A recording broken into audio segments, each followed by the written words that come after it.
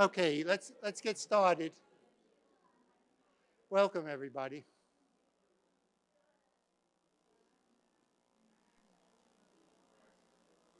So I'm just waiting for a couple more to come in the back. Come on in. This is wonderful. So on the behalf of the Baha'is of Loudoun County, we welcome you to our 5th annual Race Amity Day program. And especially, I know a number of you are here for the first time, and special welcome to all of you. I hope it's the first of many. Let's just say that. I don't think anybody in this auditorium is going to be shocked when I say we're living through extraordinarily divisive times. And those that are trying to pull us apart tend to focus on our perceived differences, and they're getting good at it. The reason we host this event, and the one we do in October, the Multicultural Music Festival, is with the intent to bring us together, and not by just words, but to provide us with an opportunity where we experience how much we have in common. Before we start the program, I'd just like to recognize for you and acknowledge a few of our dignitaries that have joined us today. Let me start with Loudoun County Board of Supervisors Chair, Phyllis Randall, please. Welcome back.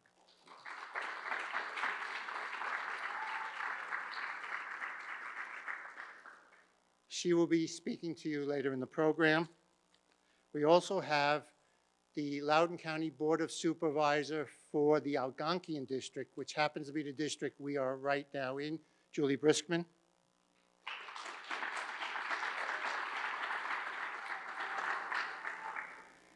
And we have a recently retired member of the Loudoun County School Board, Dr. Linda Deans, and she'll be speaking too.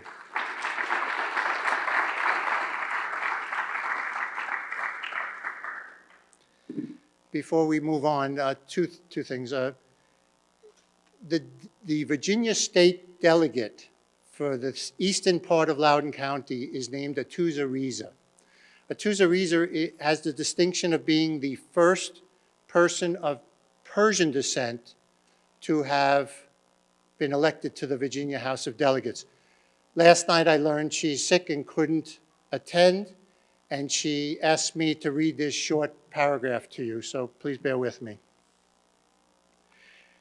Race Amity Day holds a special place in my heart, and I have so enjoyed attending this gathering in past years. While I couldn't be with you in person today, please know I am with you in spirit. This event means something personal to me. I was born in Iran, where so many have faced persecution simply for living out their faith.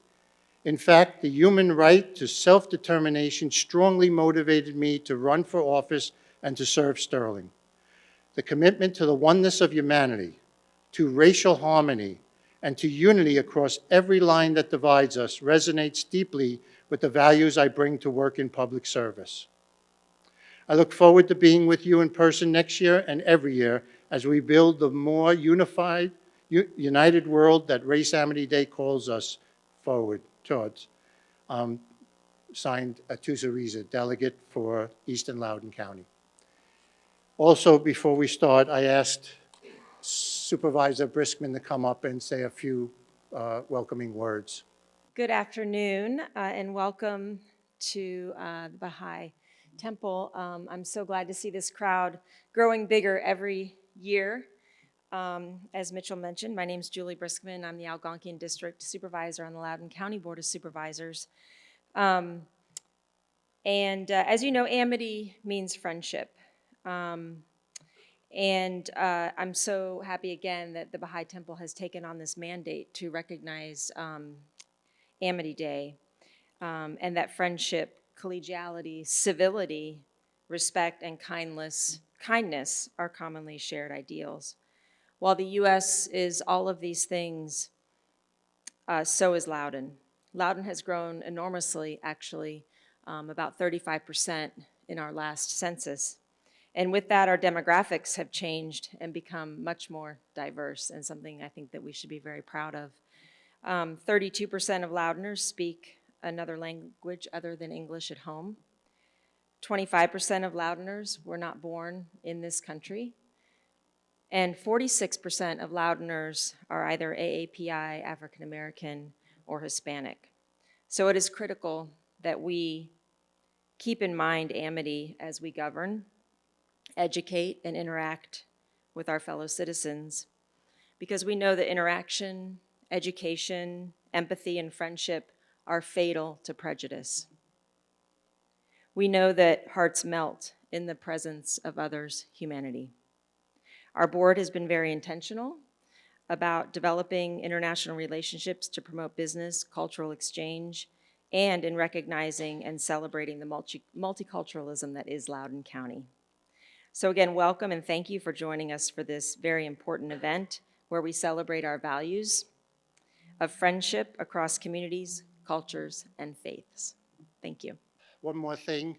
On the back of your program, we're trying an experiment. I'm too old to understand what it is, but they tell me it's a QR code, and that if you do something with your phone, you will get a survey or a chance to give us feedback. Plus, what we would really like is, the way this will grow is if you know a musical performance or musicians or speakers that you would like to suggest for future programs, this is the way to do it. And if you have questions, don't ask me, okay? You ask somebody who's a lot younger than me about this.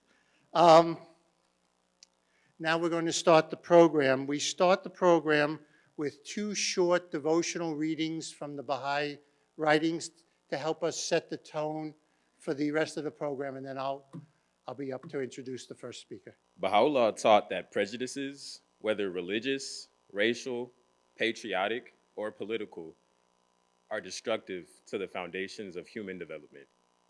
Prejudices of any kind are the destroyers of human happiness and welfare. Until they are dispelled, the advancement of the world of humanity is not possible. Yet racial, religious, and national biases are observed everywhere.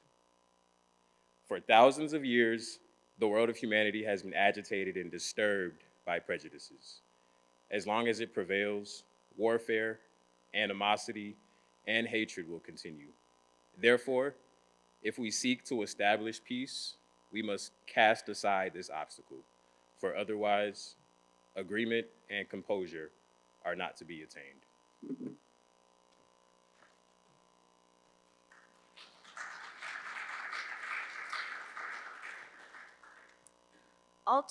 Ultimately, the power to transform the world is affected by love. Love originating from the relationship with the divine. Love ablaze among members of a community.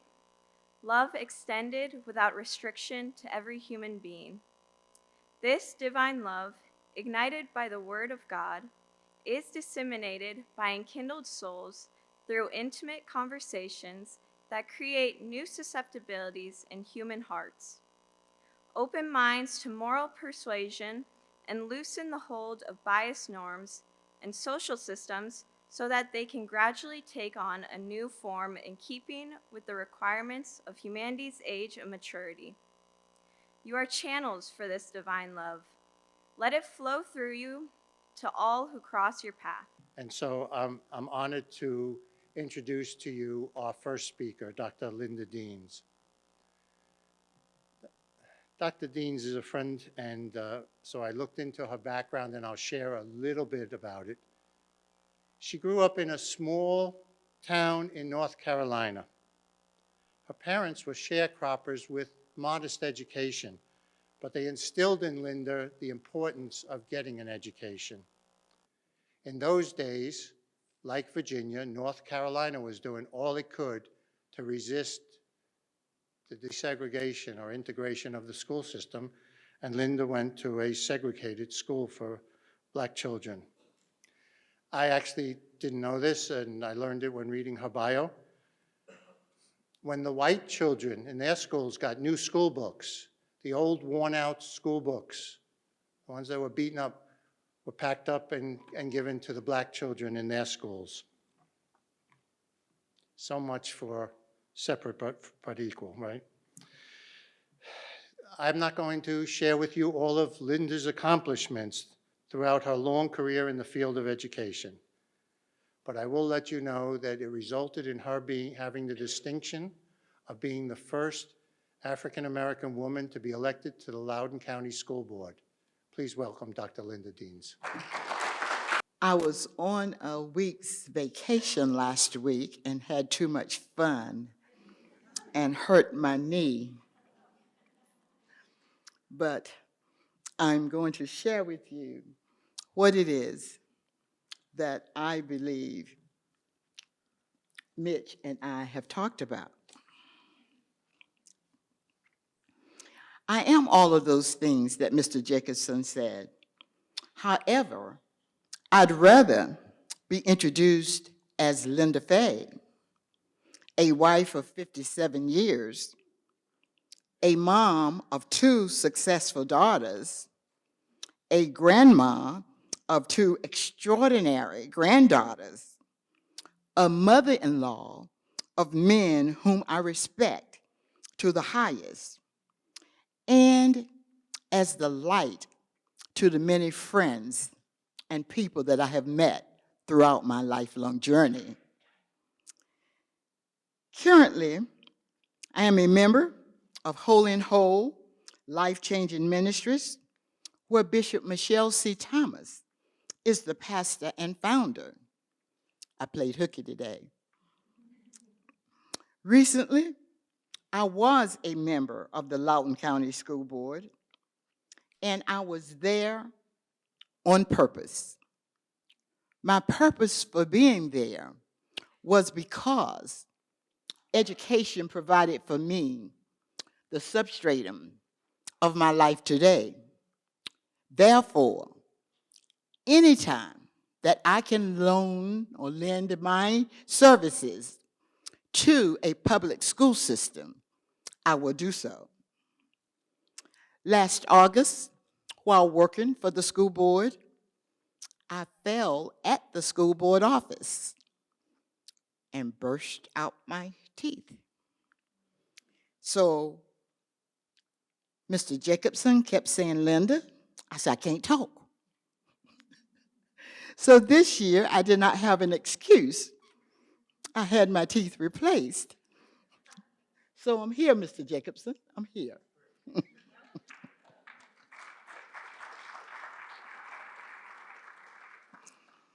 I did not run for another term on the school board because of that accident. I thought God was telling me something. But later in the fall, my husband had a diagnosis, and then I knew God was telling me to serve my family now instead of the school board directly. But you haven't heard the last of me yet. Dr. Spence and I talk on a weekly basis, and he has things for me to do. I do believe strongly in public school because it was public school that led me to where I am today. But let's look at an even bigger picture.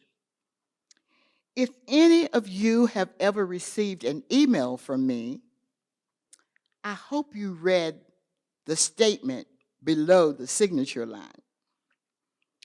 It is my mantra.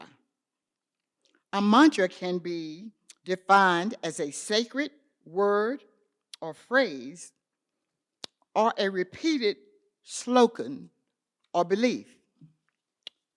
The mantra in my email signature states, there is a source greater than you and me. Okay, what is a source? It is a place, person, or thing from which something originates. It serves as the point of supply or the origin of information or the origin of causation.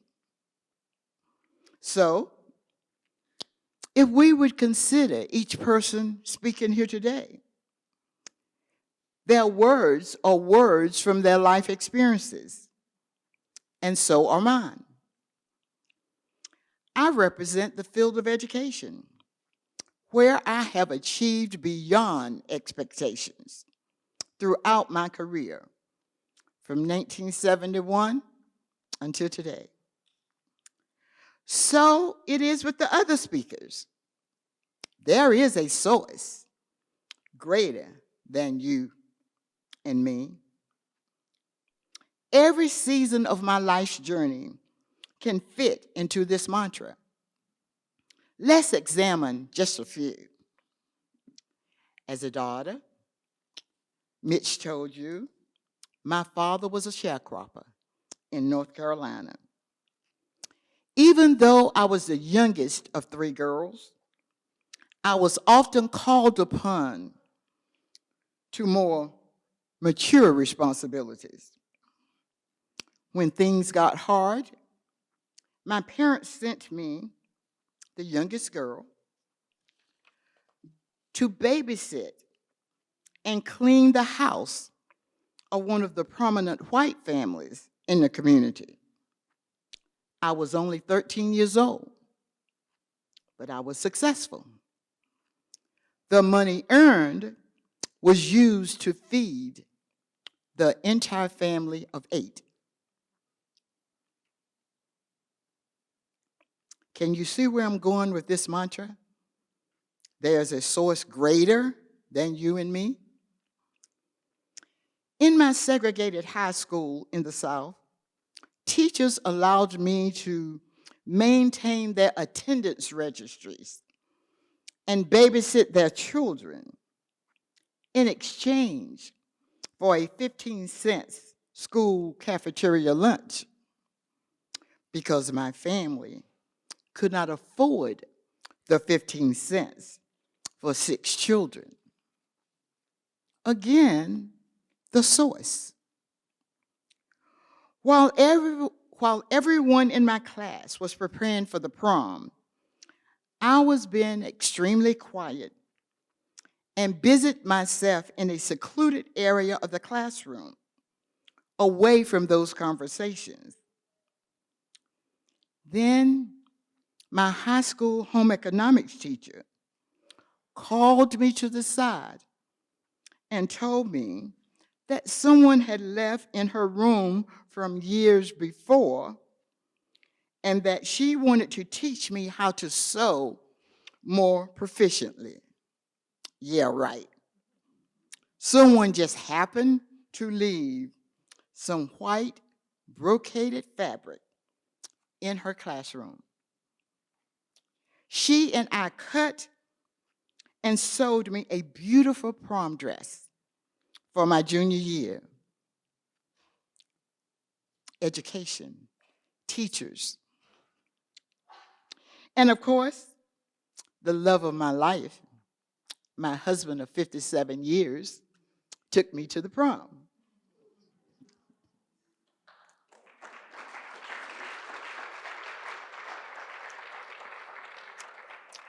So since my parents went along with that story my junior year,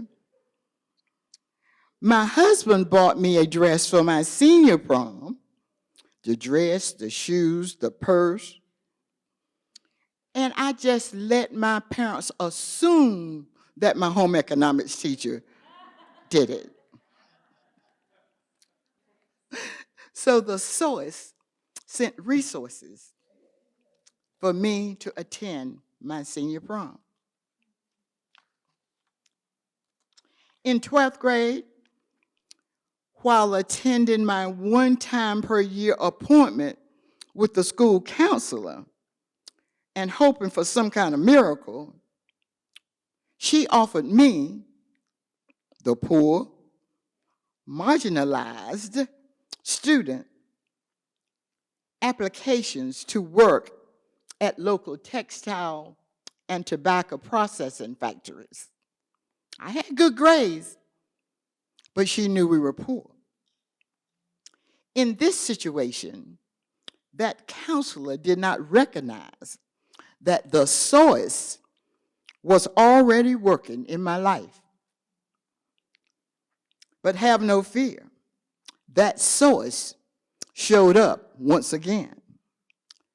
Two of my high school teachers, the biology teacher, and I majored in biology in college, and the government teacher, used their sick leave to drive around North Carolina to find a scholarship for a poor, marginalized child, such as Linda. They found one. North Carolina Central University. The source, once again, provided the resources that I needed. After receiving the letter that had the offering of the scholarship, I said to my mom, now how am I going to get from Dudley, North Carolina to Durham, North Carolina? Because our old farm truck could barely make it the 5 miles into town, Goldsboro, and back home without someone using a tool. My mom's response was, the source will make a way out of no way. One of those very teachers that found the scholarship recognized the problem, and he took me to North Carolina Central University for the first time. After that first time, the love of my life transported me back and forth. Or he let me keep his car on campus. So that resource of the love of my life has been around a long, long time. He has stuck with me through my undergraduate studies, my master's, and my PhD studies. What a mighty resource was given by the source to me.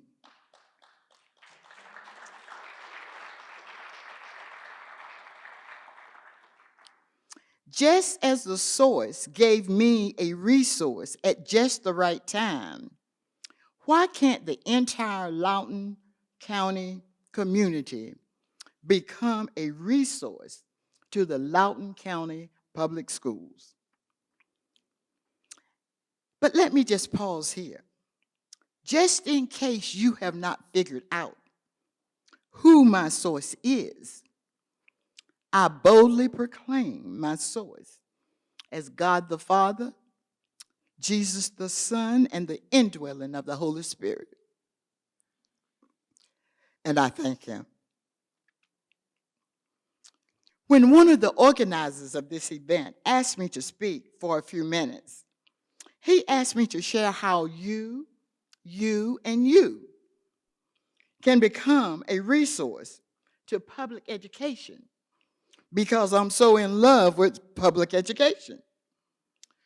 So because I've been around so long, I'm old school. I brought for Mitch today a hard copy application for volunteers.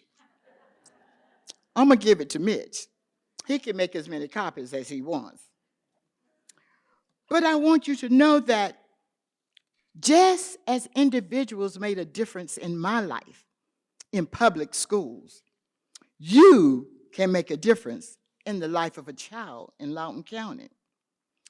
You can go online and you can Google LCPS Volunteer Mentor Application Form. You can submit it by email, or you can deliver it to the school in person, to the front office.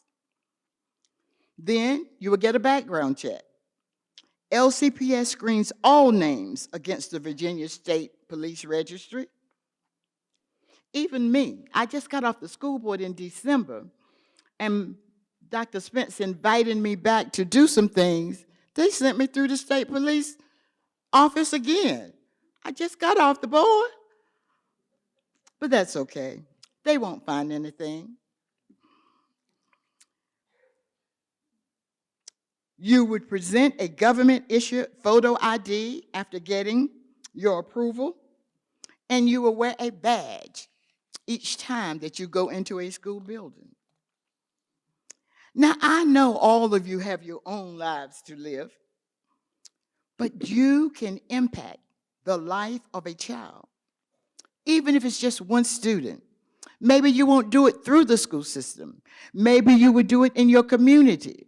The child down the street that's always standing alone at the bus stop. Whatever the situation is, impact the life of a child. They will become a person such as Dr. Linda W. Deans. I challenge you to reach out and touch a child in your environment. Thank you so much.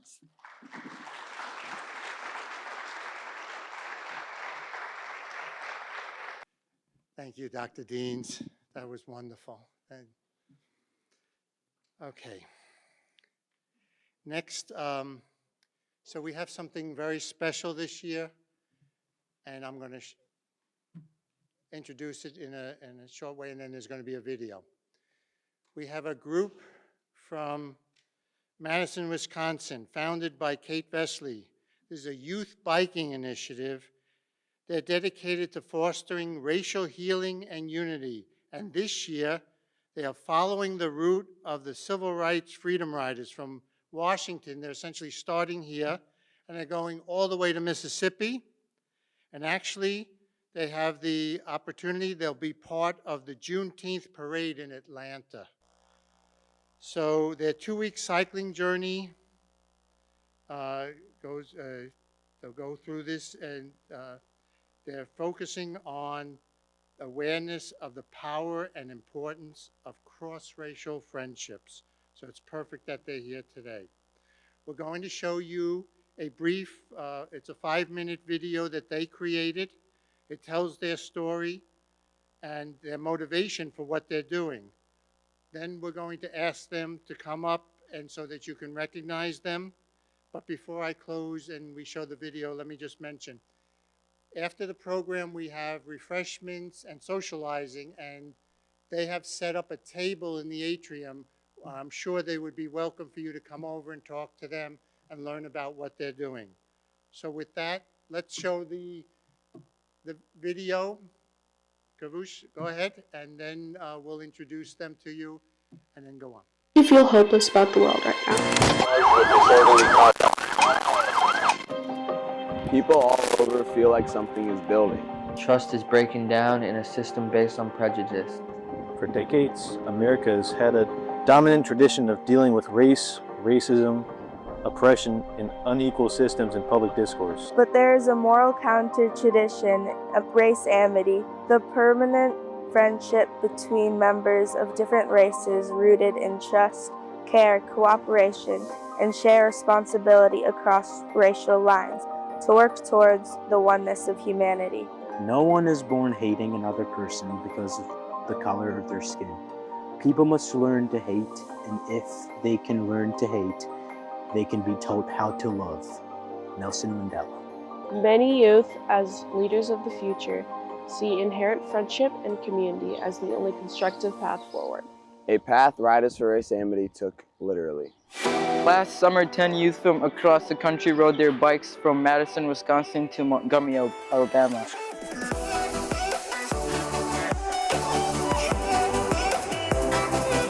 1,200 miles of our nation's civil rights past, serving the needs of communities in the present, and studying with all ages how we can embrace unity to build a better future. When I first joined Riders for Race Amity, I thought it was about courage and strength. Somewhere along that ride, I learned that it's more about the journey inside myself, understanding about race and equality. Along the way, we built and planted a garden in front of a local memorial of Martin Luther King Jr. The ride helped me see that race amity isn't just a nice idea. It's something you have to live every day. It's about showing up for each other even when it's tough. Heartfelt concern must prompt sustained effort to build communities that offer hope in place of despair, and unity in place of conflict. On this trip, there was no waiting. Every mile asked for something of us. Focus, teamwork, The other team just arrived! patience. And as I started realizing I had more strength than I thought, it wasn't just a physical challenge, it was mental and spiritual too. We had to push past doubt and fear and find our strength in unity. People often believe that teens are distracted or are not ready to lead, but this trip proved that we are. We just need others to believe in us long enough for us to believe in ourselves. This summer, we're taking another step by following the trail taken by other young leaders, the 1961 Freedom Riders. A group of college students, 7 black and 6 white, who set out from Washington, D.C. to New Orleans on May 4th, 1961 to bring attention to the government not enforcing the 1960 Supreme Court decision declaring segregation along interstate travel illegal. That was a thing that we wanted to change. Respect for us as human beings. After going through horrific violence in Birmingham, the group was flown to their destination. More than 300 riders eventually ending in the notorious Parchman Penitentiary, where many were placed on death row on top of other harsh treatment. On June 14, 2026, 65 years after the original ride, Riders for Race Amity set off from Washington, D.C. with a final destination of Parchman. Across 1,500 miles, 12 key points, Georgia, Alabama, Mississippi, Virginia, North Carolina, and South Carolina will visit historical sites and meet 2 of the surviving Freedom Riders. Throughout the ride, we're going to be doing service projects that will not only bring us together, but also the communities that we partner with. We're going to be hosting something called a round table, which is a facilitated group discussion designed to build friendships across racial lines. A quote that deeply resonates with me and this mission comes from the hidden words. Know ye not why ye were all created from the same dust, and no one should exalt himself over another. Ponder at all times how ye were created. This quote is powerful because it reminds us that at our core, all human beings are equal. Now, I don't just see myself as someone who can bike across miles. I see myself as someone who can help this world move towards unity. This is our moment, this is our ride.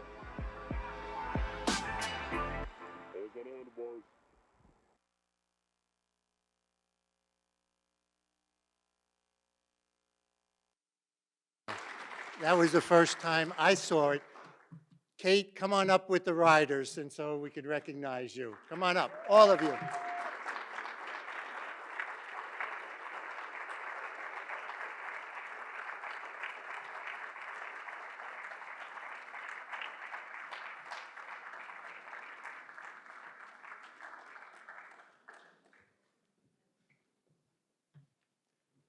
That was a wonderful video they just created. They're leaving tomorrow morning, heading south, right? Okay. All right. Remember, during socializing, they have a table with they'll be staffing, so you can come over and talk to them, say hello, and ask them about their trip. Thank you very much, all of you. Thanks. That's it. Thank you.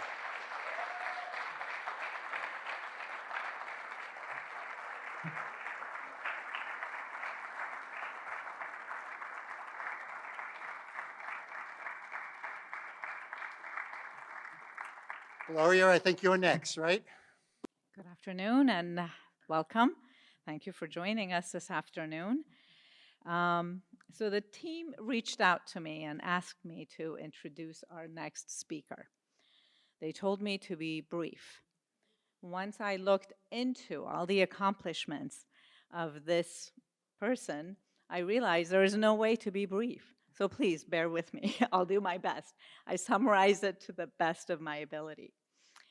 Ms. Afifa Syed is a cultural anthropologist, educator, and social inventor with nearly 3 decades of experience working with nonprofits, government agencies, and international organizations to advance cultural understanding, religious literacy, and community engagement. Her work has focused on religious engagement, women's leadership, youth participation, social entrepreneurship, civic engagement, social justice, and good governance. As the founder of Al Faith Academy, she has spent more than 25 years shaping a pioneering educational model centered on peace education, service learning, place-based learning, and holistic religious studies. She has developed innovative curricula and teaching practices that integrate spiritual development, academic excellence, and community service. In 2024, she founded the Center for Innovative Religious Education, known as CIRE, an incubator dedicated to developing dynamic curricula, promoting engaged teaching, and cultivating integrated worldviews that respond to the challenges of a rapidly changing world.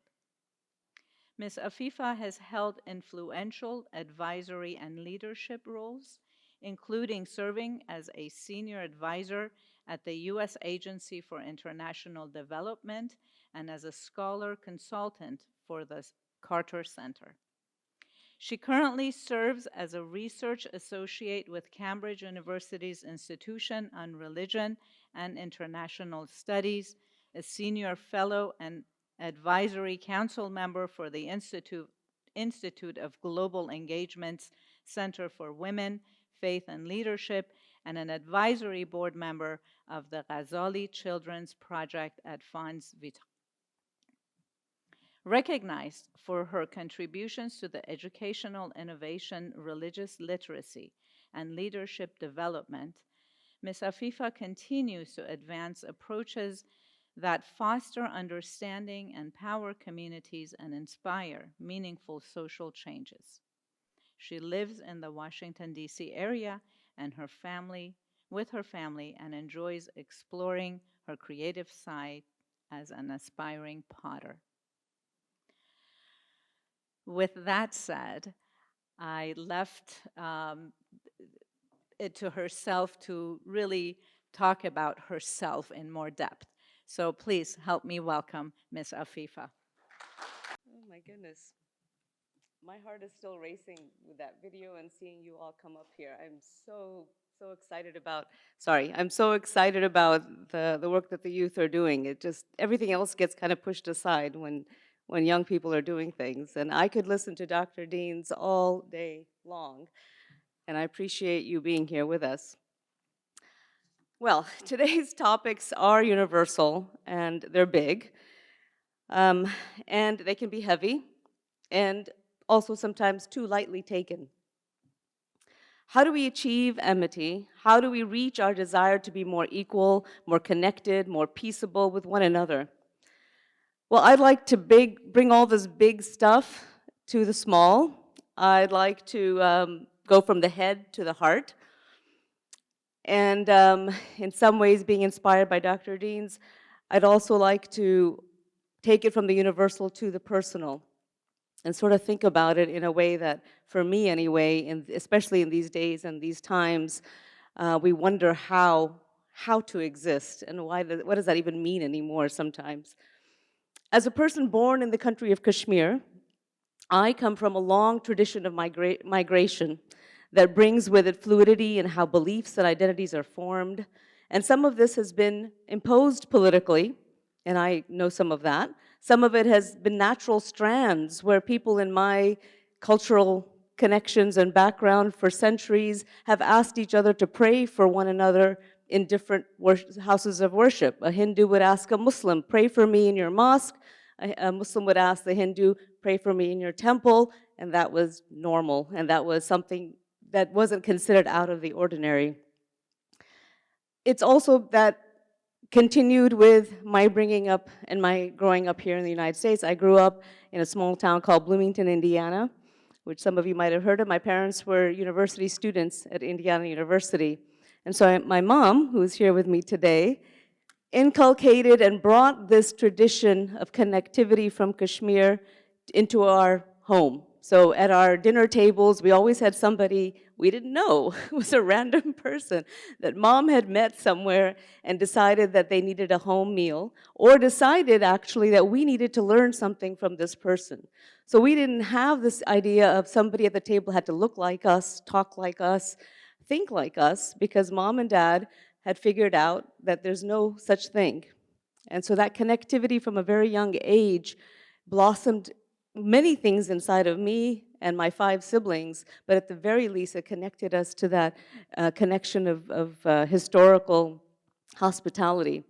As a Muslim, for me, the foundation of amity and equality comes from much quoted and shared references, such as in the Quran, where it says, "O people, we created you from a single man and a single woman and made you into races and tribes and nations so that you recognize and learn from one another, not to despise each other.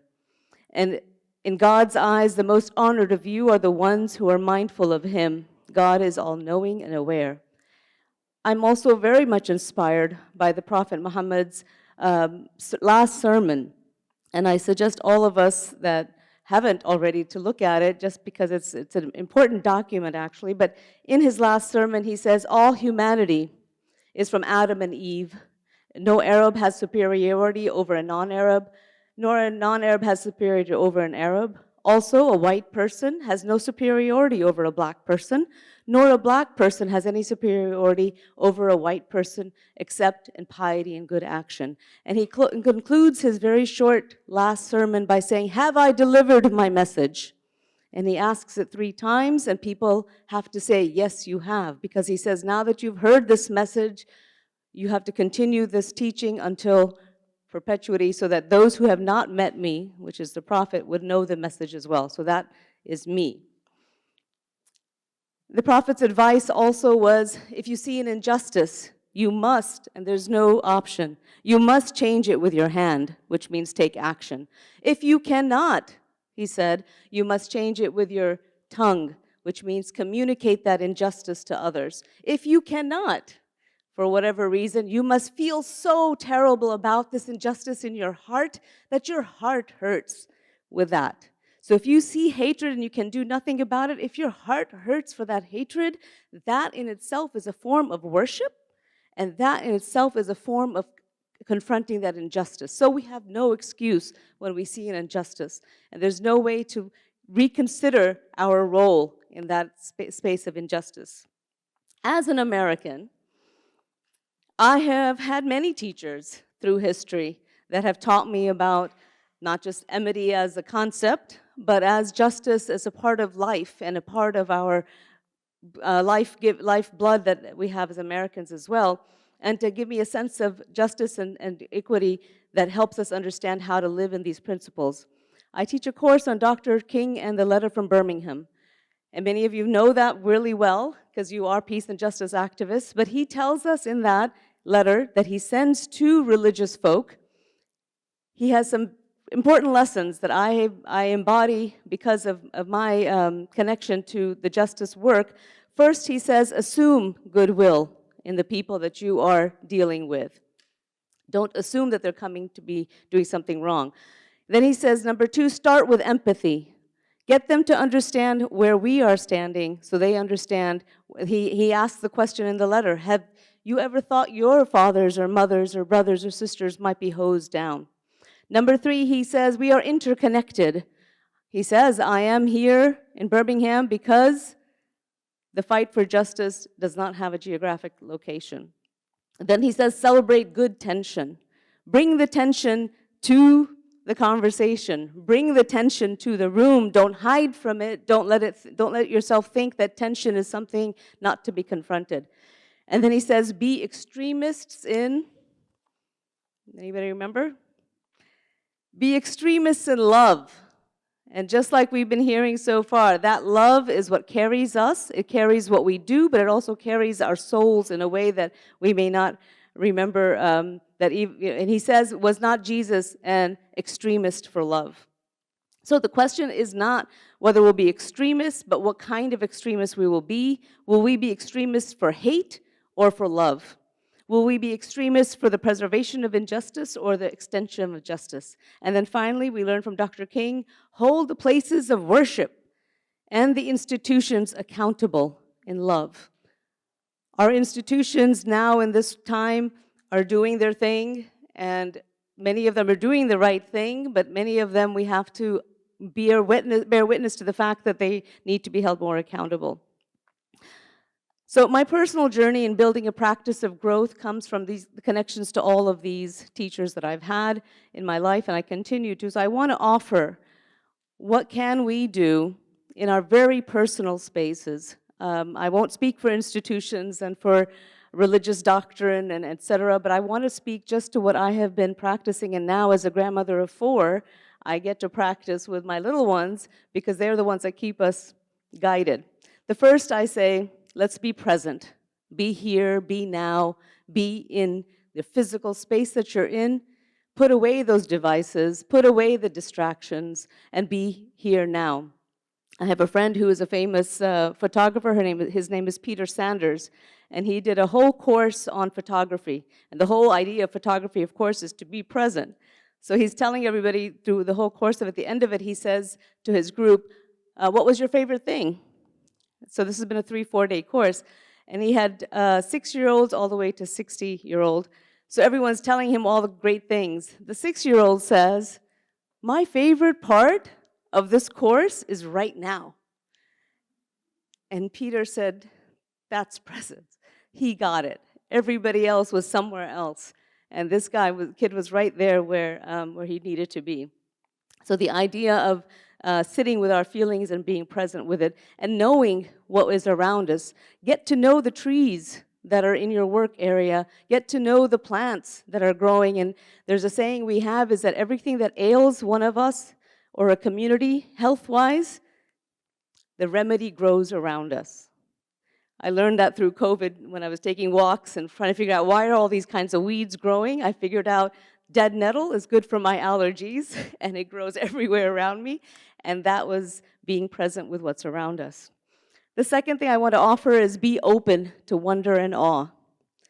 Let's wonder what is happening around us, but let us be open so that something will come that we're not looking for. We don't always have to be seekers, but we can be open to what will hit us that we didn't expect to happen. I was doing work in Afghanistan where we were talking about religious engagement. And so I was working with the military folks, the US military, and I was talking to them about how important it is to engage religious people.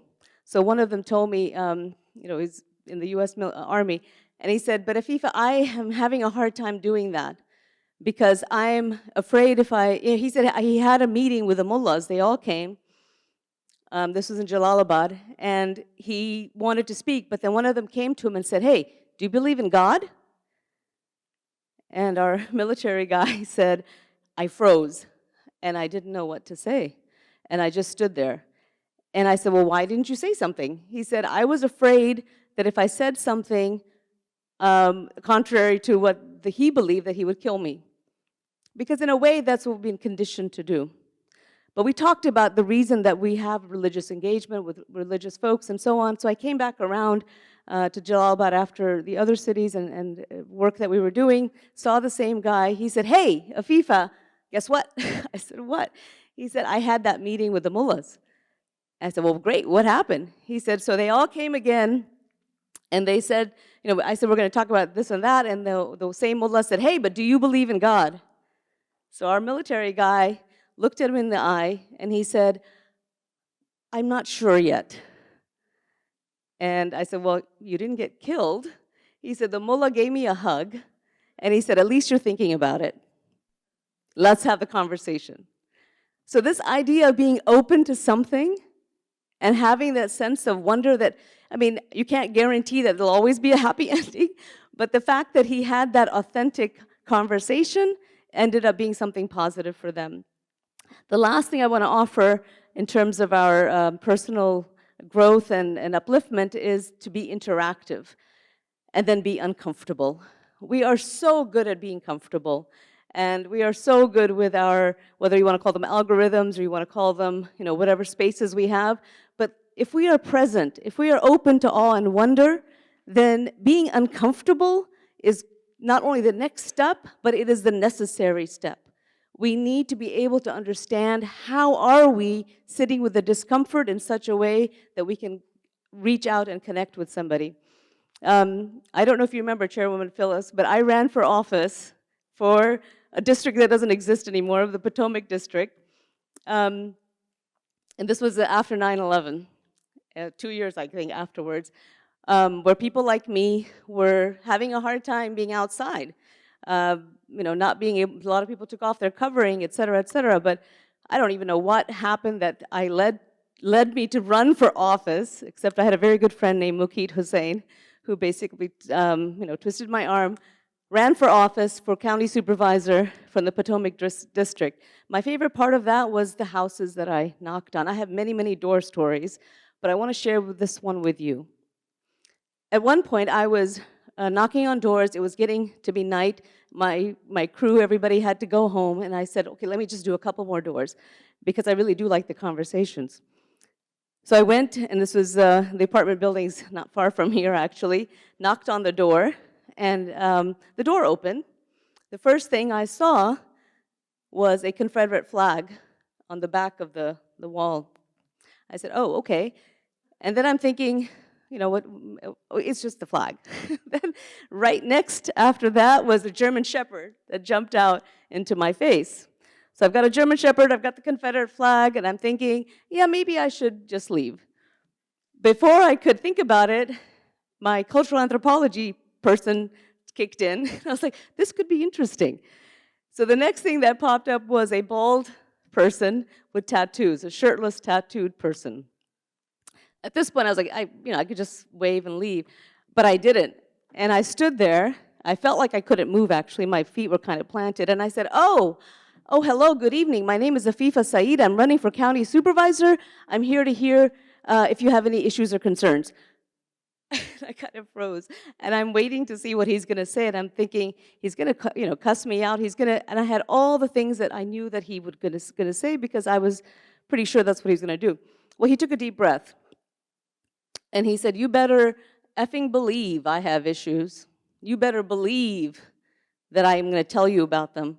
And so again, I was thinking to go, but I could not move. I physically couldn't move. So I'm nodding my head, and he said, my issues are that I can't go fishing in the damn Potomac River with all the pollution that's there.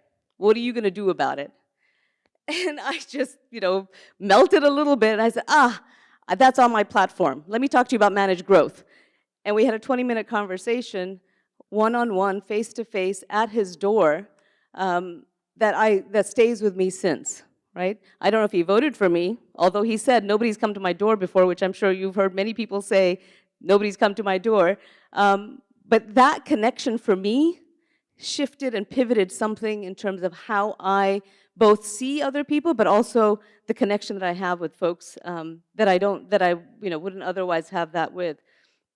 So we do need to tend to our minds, our hearts, and our souls, to connect to them in a way that I think helps us to move forward.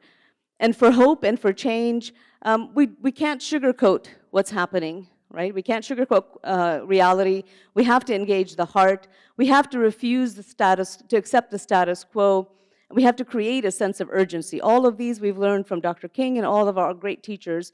We also have to refuse to settle and acknowledge the sacrifice of the followers that are part of the movement itself. Finally, I want to end with a prayer, which is just something that I say actually before I do any of my work, but it's from the Quranic version of Moses. So the Quranic version of Moses is asked by God to be the prophet. And Moses says, no, I can't do that. And God says, yes, you will be the prophet. And Moses says, I can't because I have a lisp in my tongue, and I don't have the ability, I don't have the skills. But God says, you know, he pushes and says, you must. So finally, Moses says, if I am to be the prophet, you will have to give me what I need. And he doesn't ask it, he says it. And the fact that he is standing to God and asking him for that and telling him that he will do it is what I think is profound. That when we are given something so hard to do, we can ask, not even ask, but demand help and demand support. So this is the prayer that he said. He says it in Arabic. He says, Rabbi shrah li sadri wa yassir li amri wahlul uqdatan min lisani. That's what he says. And then I've expanded it a little bit and I say, Dear Lord, expand and broaden our chest so we breathe deeply and easily to be fully present in our work. Open and soften our hearts so we listen to those we serve with humility. Straighten our spine so that we may have the courage to speak and act in truth. Ease our difficult tasks as they seem unsurmountable, and loosen the knot from our tongues so we may be understood in all the ways that we try to convey the work of peace, justice, and equality. Amen. Thank you. Hello, everyone. It is truly an honor to welcome Jeffrey Garber, known artistically as Jeff Philosopher. Jeffrey is a Baltimore-based artist, husband, father of 3, and creative storyteller who uses music to inspire connection and reflection. Living with limited eyesight due to retinitis pigmentosa, he brings a unique perspective to his work, blending soulful hip-hop and thoughtful messages about unity, justice, and our shared humanity. A multi-instrumentalist, producer, and songwriter, Jeffrey has collaborated with artists around the world and released several independent albums and singles. Through both his music and community involvement, he encourages understanding, dignity, and meaningful conversations across backgrounds. We're excited to have him with us today. Please give a warm welcome to Jeffrey Garber. Good afternoon, everyone. I'm really grateful to be here for the Race Amity event. And yeah, is everyone having a good time so far? Is everybody learning a lot?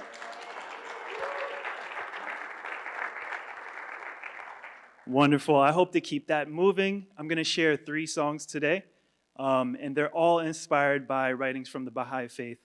This first one that I'm going to share is inspired by a quote from Abdul Baha, which is, "Do not be content with showing friendship in words alone.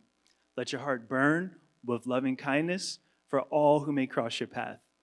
I really like this quote because it calls on us to not just be kind, but to really show kindness to everybody that crosses our path. And just like the story that our wonderful speaker, Afifa Saeed, shared, you know, welcoming strangers to the table, you know, not just showing kindness to people that look like us or that have something in common per se, but everybody that crosses our path. And not just kindness, but loving kindness. So, I'm a believer in the African proverb that if you can walk, you can dance, if you can talk, you can sing.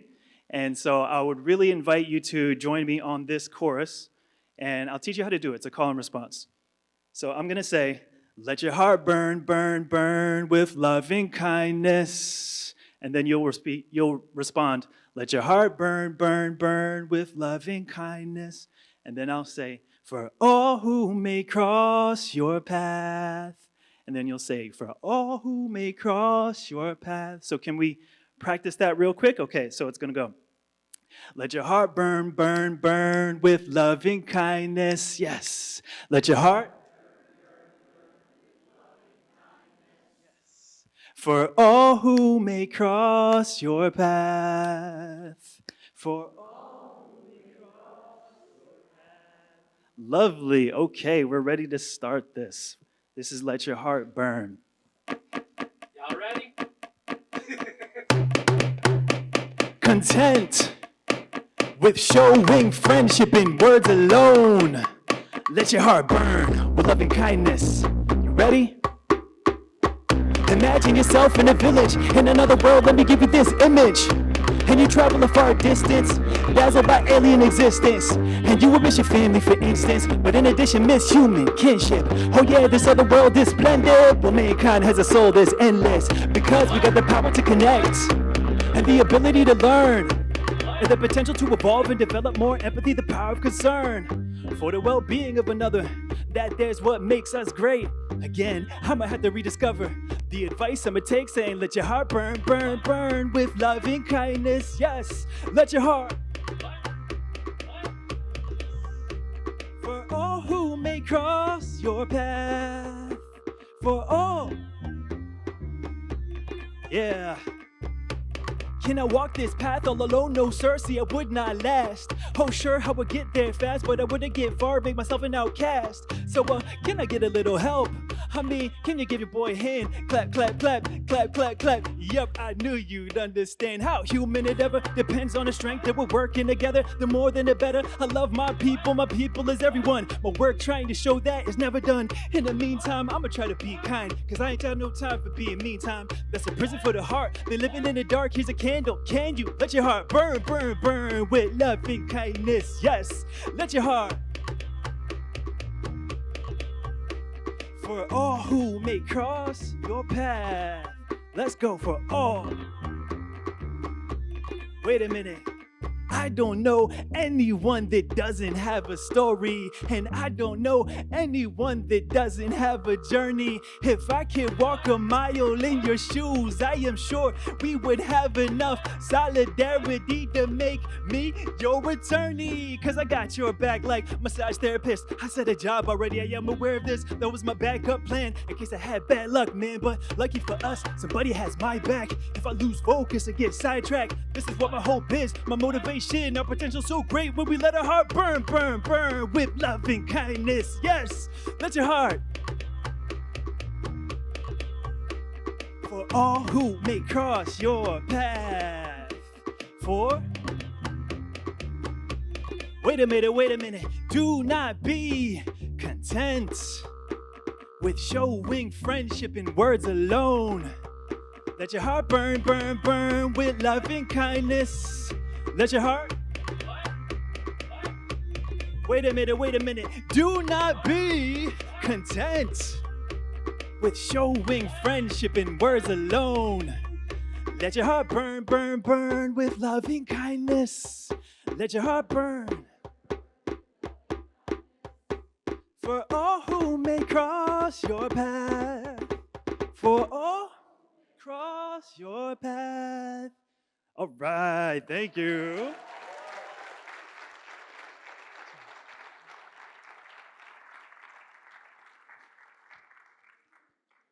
All right, so we're letting our heart burn, and as we're on this path and we're showing love to everybody who may cross our path, we have to acknowledge some of the destructive forces in our world. We do have things like racism and xenophobia that are plaguing us. And on this path, as we try to work for justice, I find inspiration in a quote from Baha'u'llah, which helps me to understand why we're working for this, you know. And that quote is, "There can be no doubt whatever that the peoples of the world, of whatever race or religion, derive their inspiration from one heavenly source and are the subjects of one God." And so this next song I will share, that's going to be the chorus. And for this one, it's a little harder to teach, so I'll just invite you, when I say one heavenly source, I'll invite you to put your ones up in the air like this. So this is There Can Be No Doubt. I hope you enjoy.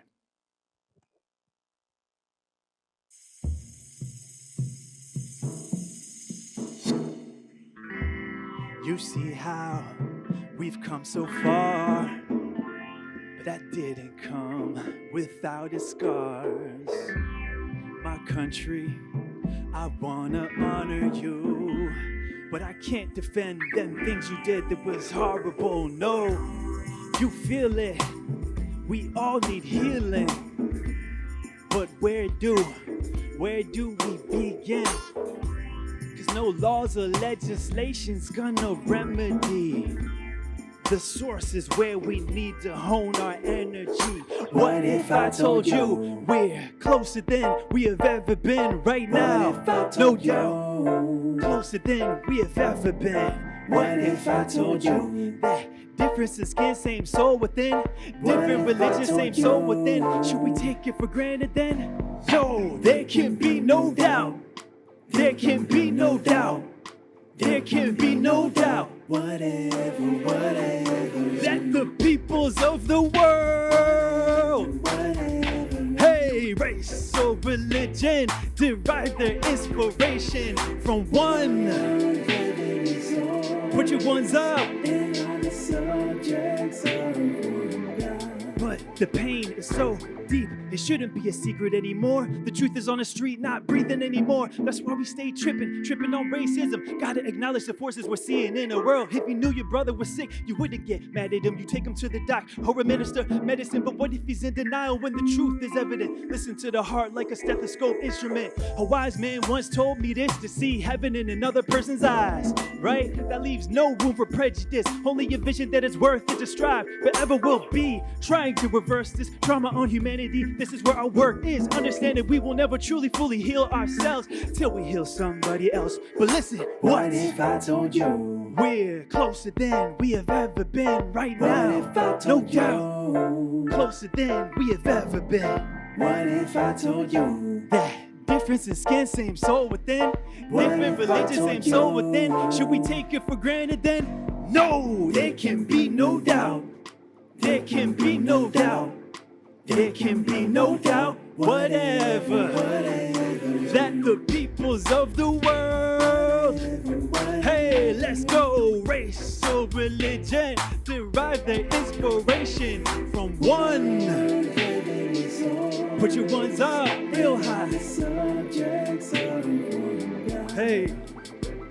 Look, I can't get this image out of my head, so I think I'm gonna tell you instead. I see our people regarded as one soul, working on one goal. Harmony, easier said than done, so probably sharing the gems of each culture. Uplift the poor to bring the dream closer. Human beings are smart, we need some new measurements. More than intellectual, we need spiritual excellence. Like, what good is an engineer that doesn't care? What good is a skilled cop that isn't fair?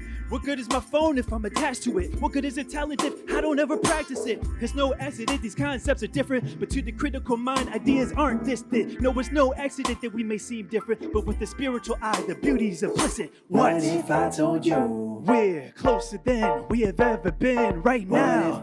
No doubt, closer than we have ever been.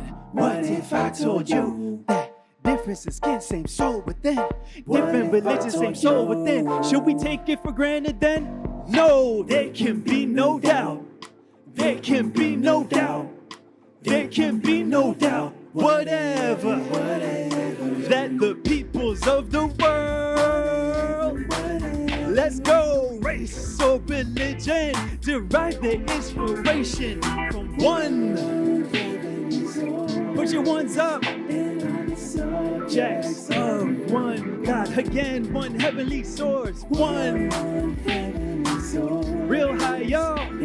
The subjects of one God. One more time, one heavenly source. One heavenly source. And all the subjects of one God. Yes.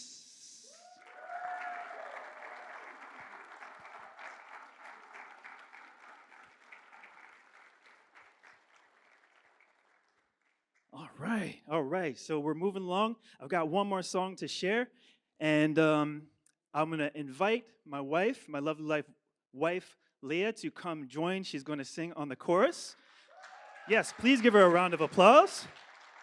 And as she makes her way up here, I'm just gonna say we've let our heart burn with loving kindness. We've recognized that we all derive inspiration from the same source. And still, it's helpful to be able to envision the world that we want to see. And so, I live with vision loss. I have retinitis pigmentosa, which is a degenerative condition, and I've just crossed the threshold into legal blindness because I have severe tunnel vision. It's going to continue to degenerate. And I still see a better world with the power of imagination, and I think that we all can do that when we close our eyes. So real quick, I wanted to invite you to just close your eyes, take a deep breath, and think about this better world. What kind of interactions will characterize this better world? Think about that and envision that. How will you see us collaborating? And how will we solve the inevitable problems that will come with this better world? Because just because it's a better world doesn't mean we're not going to misunderstand each other every once in a while, and we're going to have challenges. You can take a deep breath again, and you can open your eyes. And I would like to share this song that I wrote when I did this activity as well. So it's a little story of finding a world where there's universal love and what it's like. And it's inspired by the quote from Abdul Baha, where there is love, nothing is too much trouble, and there's always time. So this will be my final song, and I hope you enjoy. Philosopher, hey, help me, I'm lost. I'm trying to find this place, don't know what it's called, but I see you got a smiling face, so maybe you know what I'm searching for. See, I got this GPS, yeah, it's the latest tech, and let me see what it says, like I'm a mile away, I don't think that's right, but maybe you can tell me where I went wrong. I don't need it. You say I'll find it. When I think of what I'm grateful for, then I'm reminded of maybe 3 or 4 things. My faith, my life, my health, and my wife. Yeah. You say that also, gotta think about your purpose and what makes this awesome, what makes it worth it then. You will truly know where you're trying to go. Say no more. I said, oh, that's where it is. Ha, where there is love. Yeah, where there is love. Where there is love. Nothing is too much trouble, and there is always time. Now that I found it, now that I found this place, I'm so astounded, cause something about it made me feel so safe, and I don't know if I'm ready to leave this sweet embrace. And I can't help but wonder, how did they build this city? It's overwhelmingly pretty, could I afford to really stay too long? Something tells me maybe I should go home. Then somebody says, wait, don't write it off, you don't know it all. This place is a face, not the overall. When you look under the surface, you can witness all the blood, sweat, and sacrifice. There was a lot of work involved, and that's just the foundation, not the way it is. Rome wasn't built in a day, that's the same as this. The beauty is the consequence of the maintenance. The security that you feel is because your heart knows what's making sense. And the maintenance in this city all had a vision aligned. They barely had a penny, but they had a lot of soul. They used this when they built the divine. Break the divides like stones that was holding us down. Cutting ties from the weeds that had grown from the ground. Though it took a lot of muscle, we didn't have to fuss though, cause nothing is too much trouble where there is love.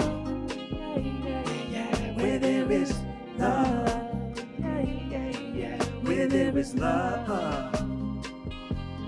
Nothing is too much trouble, and there is always with time and eternity. Can I commit to strive to live perfectly?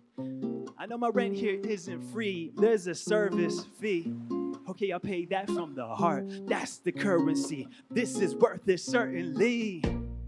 Can you introduce me to my neighbors? We're planting these seeds to see the fruits of our labors. This family tree can trace the roots to our creator. So obviously we are blood, tell the truth. Hey, getting to know my new fam. They can't even fit in my home, it's too cramped. Now we're busy figuring out the new plan. How we gonna advance the race of human? Wait a minute. You were waiting for the happy ending, but our work is not done. We are not pretending like it's easy, believe me. Even freedom is a responsibility. This is just the beginning, but at least we got trust. Even though we still gotta clean our minds from that rust. But at least we not rush. Even though we still gotta take it serious and be just. But at least we got us. Even though we still gotta put each other first and never judge. But at least we got love. Even though we still must remember the creator where there's love. Yeah, yeah, yeah. Where there is love. Where there is love. Ooh. trouble. There is always. I knew this was where they said it was, 'cause love is patient and love is kind. Where there is love, nothing's too much trouble, and there is always time. Thank you. Hello, dear friends. My name's Bill Talamantes, and I have the honor and privilege of introducing our next speaker. Happy Race Amity Day. It's incredible, the words of wisdom, the talent, the courage, these activities. Love it. So my friend Grant Pierce is an industrial and organizational psychologist. He's the founder and CEO of Pierce Group Organizational Effectiveness Consultants. His work focuses on helping people and organizations succeed with integrity, unity, and a lasting impact. He developed an assessment tool called Character Foundations Assessment. It's designed to help individuals and organizations strengthen character and leadership and to support purposeful decision-making. Grant lives in Loudoun County. He's a member of the local Baha'i community. He's an avid hiker, student of history, and like myself, a beekeeper. A passion of Grant is participating in events like Race Amity and pairing thoughtful conversations on unity and race relations with history. Most recently, he was honored to offer both the invocation and benediction at the 250th anniversary celebration in Concord, Massachusetts, commemorating April 19, 1775, the beginning of the American Revolution and the shot heard around the world. This afternoon, Grant will share reflections from a Baha'i perspective on race amity and the importance of building friendships and communities that transcend racial divisions. Please join me in a warm welcome for Grant Pierce. Wow. Well, thanks, Bill, for that great introduction. And I have to go after that amazing performance. So I'll try my best here. So I was asked to give some thoughts about the Baha'i perspective of race amity. And I thought I'd start with a motto, not a Baha'i motto. It goes, E pluribus unum, out of many, one.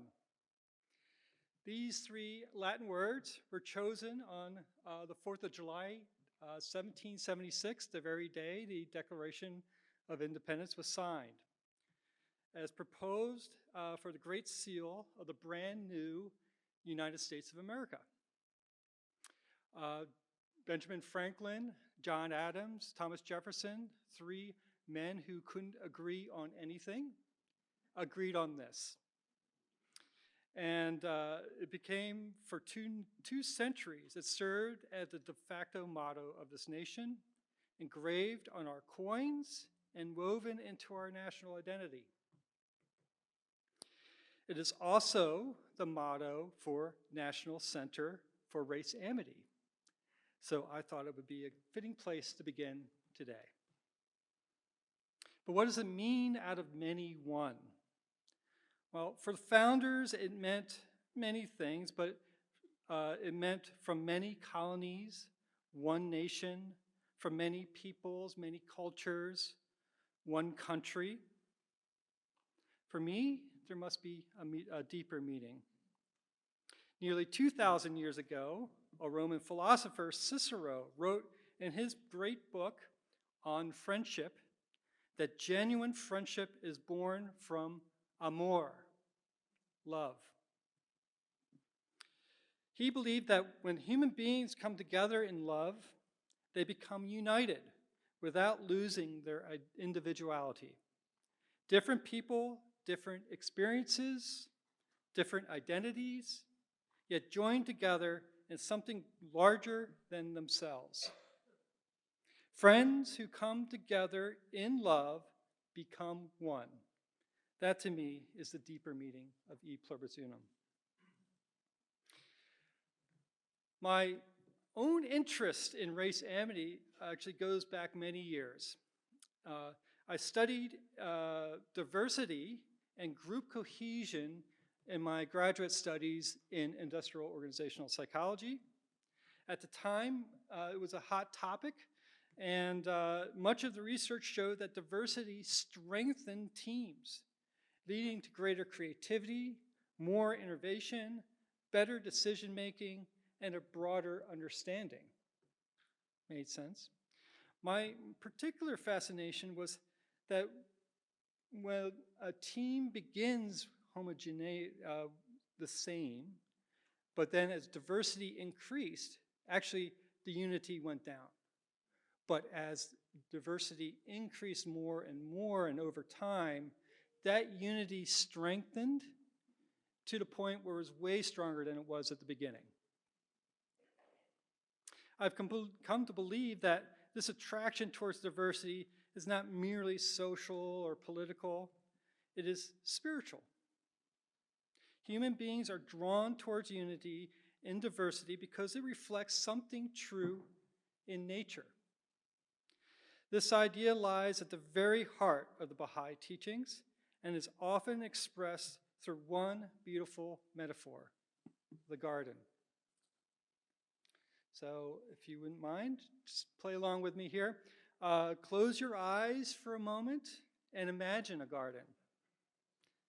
Imagine a living garden filled with roses, irises, lilies, marigolds, every color distinct, every fragrance unique, every shape contributing to something essential. Together they create a beauty greater than any single flower alone. Abdu'l-Baha, the son of the founder of the Baha'i faith, wrote, "Consider the flowers of a garden. Though different in kind, color, form, and shape, yet inasmuch as they are refreshed by the waters of one spring, revived by the breath of one wind, invigorated by the rays of one sun, this diversity increaseth their charm and addeth unto their beauty." And then he says something remarkable.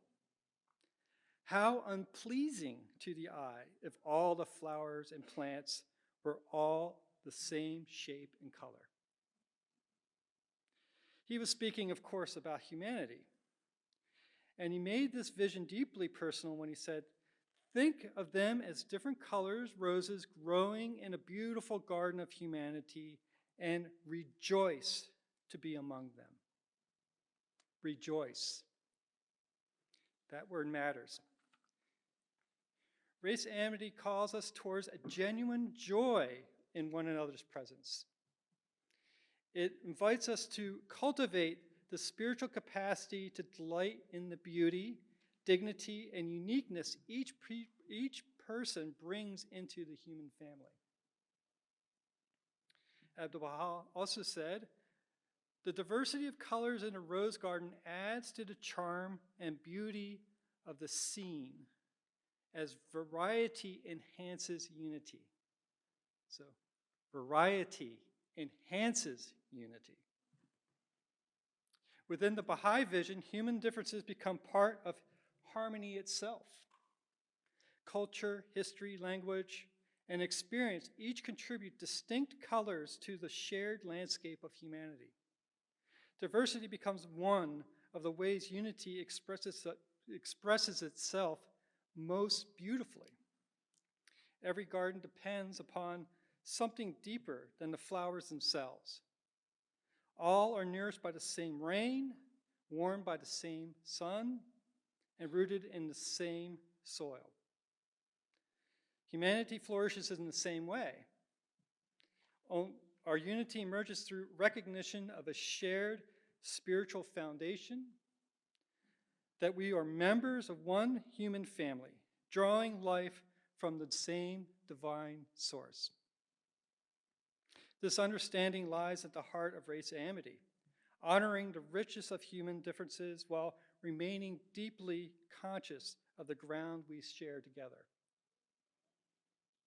The first Race Amity Conference in the United States was held in 1921 at the encouragement of Abdu'l-Baha himself. More than 2,000 black and white Americans gathered together in Washington, D.C. to explore what genuine friendship across the color line might look like. That work remains unfinished. We live in a moment when human differences can feel fragile and difficult. Many people long for familiarity, certainty, and communities that feel immediately recognizable to them. Yet the garden offers a different vision. A garden reaches its fullest beauty through diversity. Its vitality emerges through contrast, interdependence, and coexistence.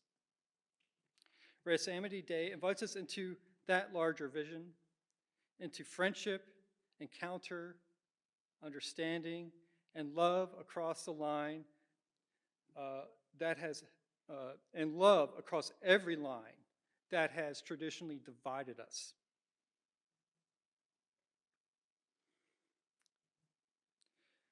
Baha'u'llah, the founder of the Baha'i Faith, wrote, "Let us associate in this great human garden as flowers grow and blend together side by side without discord or disagreement between them." Side by side. 2,000 years ago, Cicero wrote that friendship born from love allowed that many to become one. The founders of our nation placed that aspiration in our seal, E pluribus unum, and the work of Race Amity calls us to bring those words to life. We do so by learning to recognize human differences as a source of beauty, strength, and collective flourishing. The garden is still growing. Every act of friendship, every gesture of understanding, every sincere encounter across lines of race and culture help cultivate it further. Today, on Race Amity Day, let us continue tending that garden together with love, amor, out of many, one. Thank you. Good afternoon, everyone. My name is Deborah Pierce. And thank you so much, Grant, for shedding light on our diversity increases the unity, increases our unity. I love that reflection. And we've also spoken a lot about love and joy. And it's kind of funny that I follow my husband, Grant Pierce. And I love you, and you bring me joy.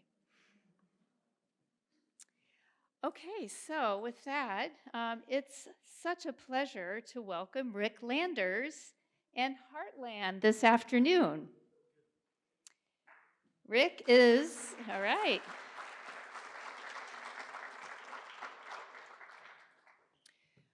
Let me tell you a little bit about Rick and his band. Rick is an award-winning songwriter, performer, and storyteller whose music reflects heart, humanity, resilience, and the power of community.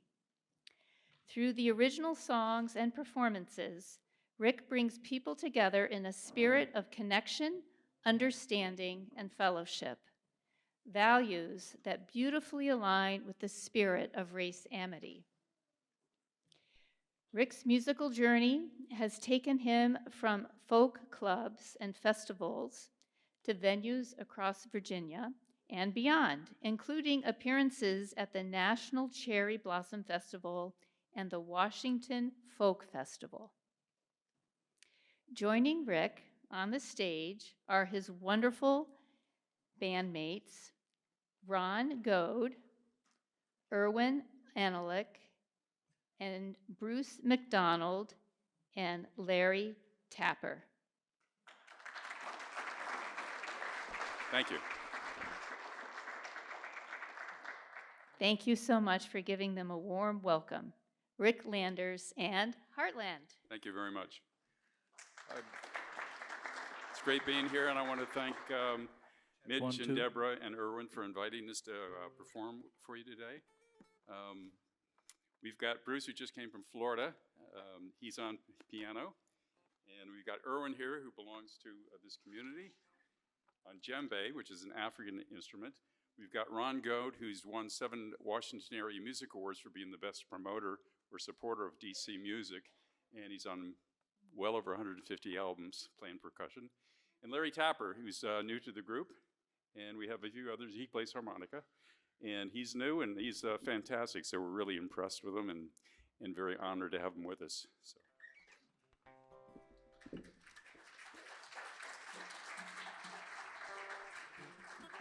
And so we only play original music that I've written over the last 5 or 6 years. So, and the first one is a tribute really to women around the world who are disenfranchised, and started out as being a song about Madagascar, and a woman from Madagascar, and then I decided to convert it to a person from Appalachia. But at the end, I expanded to become more universal, and you'll hear that in the lyrics. So this has won a couple of Washington Area Music Awards, so we're really pleased with it. Okay, guys, all set? This is called Appalachian Hollow.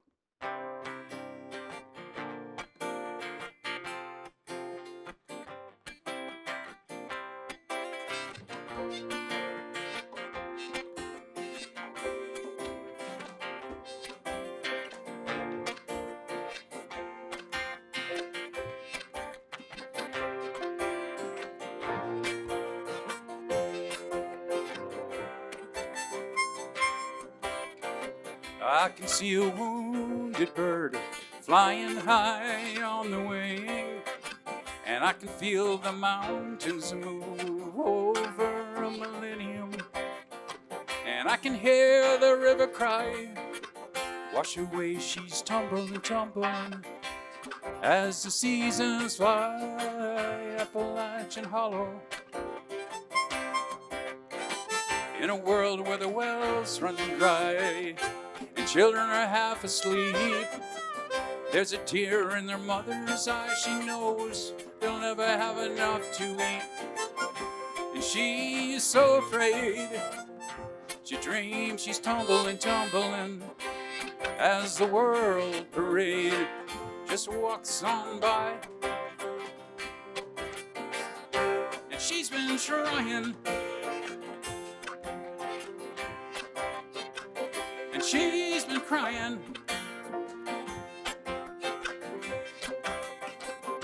Words unbroken, and her angel silent.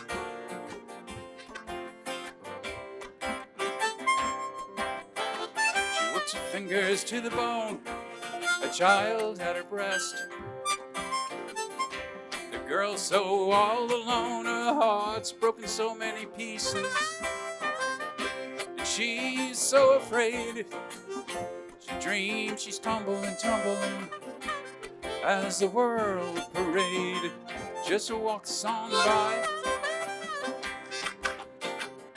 And she's been trying, and she's been crying. Her prayers unanswered, and her angel's silent.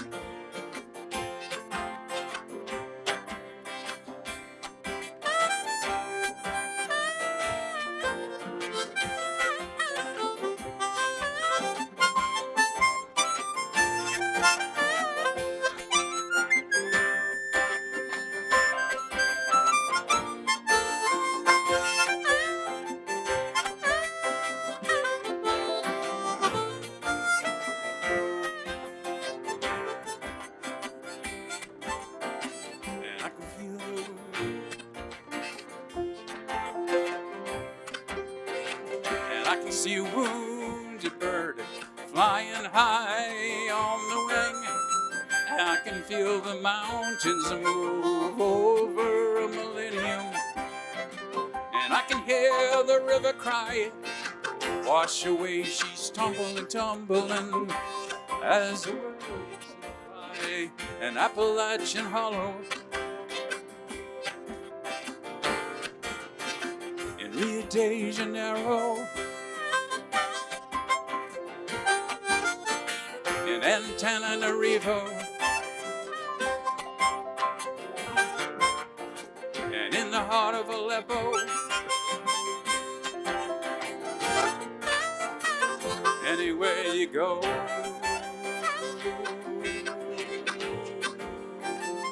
anywhere you go.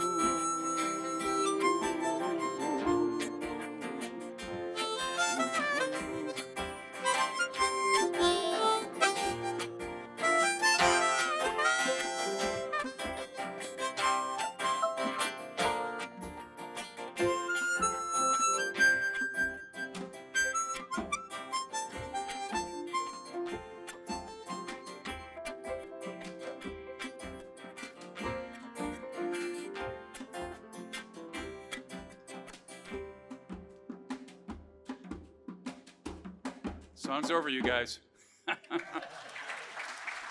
Thank you very much. Thank you. Thank you. That was planned, by the way. We always do that. It's Irwin and Ron. Irwin and Ron. Okay, we're going to do 3 songs here. This song is called Randomness, and it's really about the replenishment of Earth. With the storyline is basically the Earth dies, and then it replenishes itself. It rises like the phoenix. And the, I guess, profound question in it is it randomness? So, and only we can answer that, I guess, individually. So, I wrote this about 3 years ago, I guess. We all remember? Yep.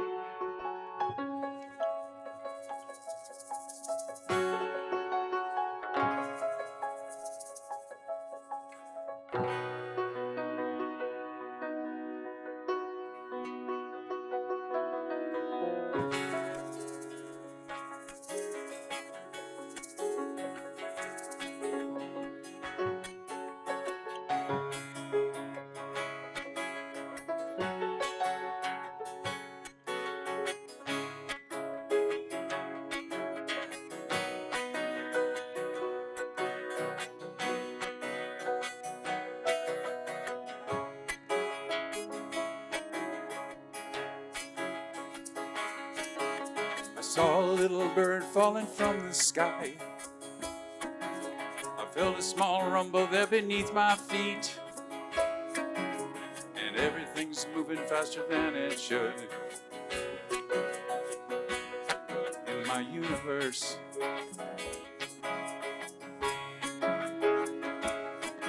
And a child points to a place yet unknown. I read his lips, he says he's far from home. He's spinning into a vast emptiness where no one belongs. And a light up in the sky, it obscures my view. And Earth's final rhythm will return anew,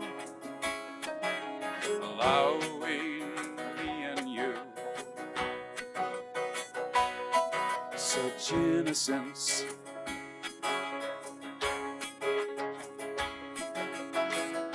I don't know why we cry. I don't know why birds fly. I don't know why things die. Could this be randomness? Could this be randomness? And we'll build stone shelters for the vital few to protect our loved ones from the icy storms. We'll reawaken nature's fire like those who came before. And she said temptation only leads to sin. And I said no, I've been there and back again. foolish scheme dreamed by holy men,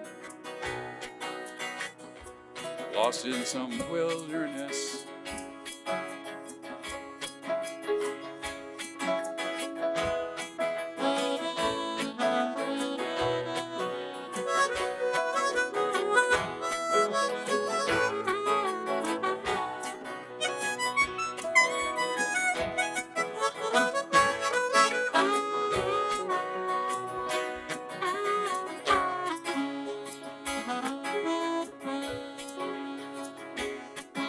I saw a little bird falling from the sky. I felt a small rumble there beneath my feet, and everything's moving faster than it should. And then plays repeat.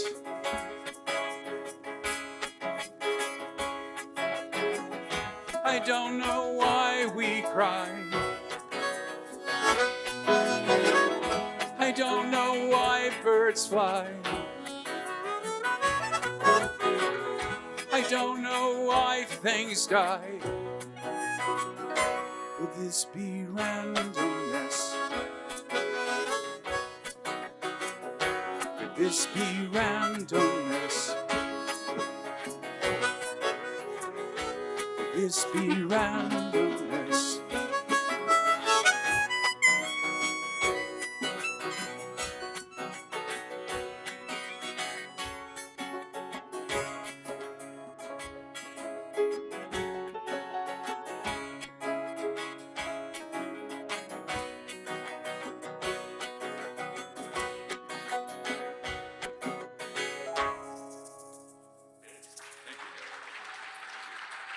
Love my band. Thank you. Thank you very much. Thank you. Appreciate it very much. Thank you all.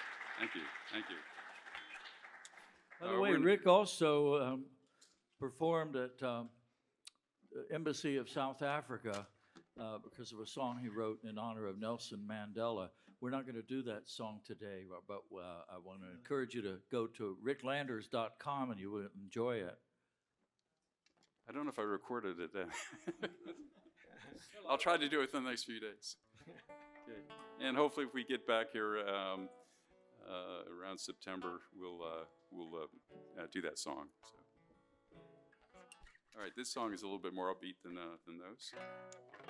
One of my more recent songs. I think I wrote it last year, but I've written a couple since then. Okay. This is called Brand New Day. Ready?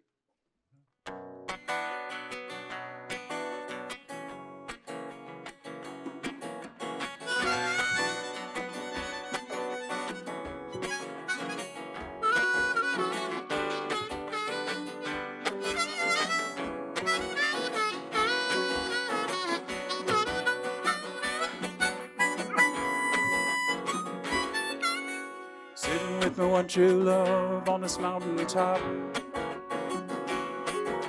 We're drinking Tibetan tea from an old tin cup.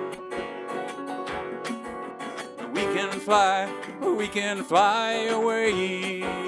We're looking for a brand new day. A brand new day.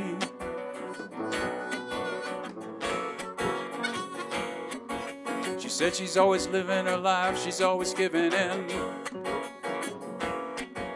I told her that's my definition of original sin. So we can fly away. We're looking for a brand new day. Brand new day.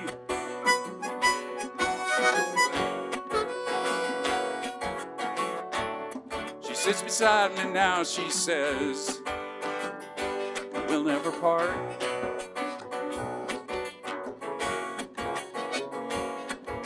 I told her I loved her so, I'll never, ever, never, ever, never, ever break her heart.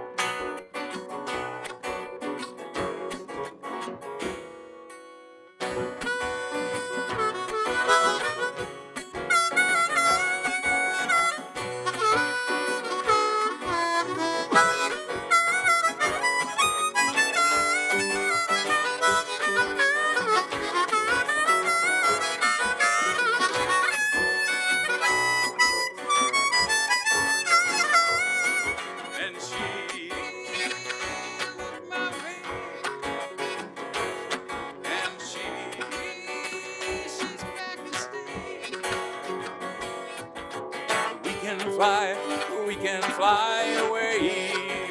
We're looking for a brand new day. A brand new day.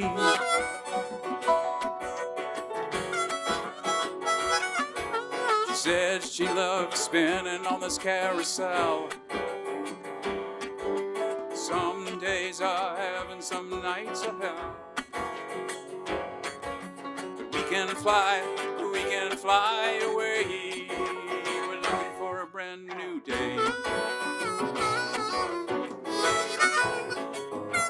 Brand new day.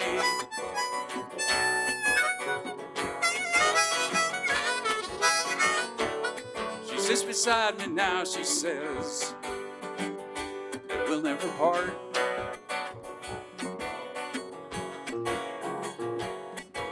I told her I love her so I'll never, ever, never, ever, never, ever break her heart.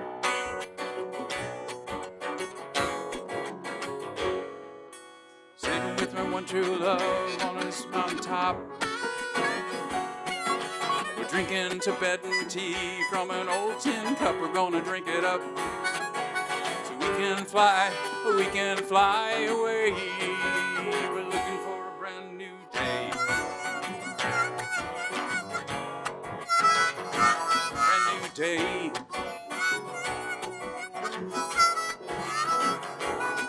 And she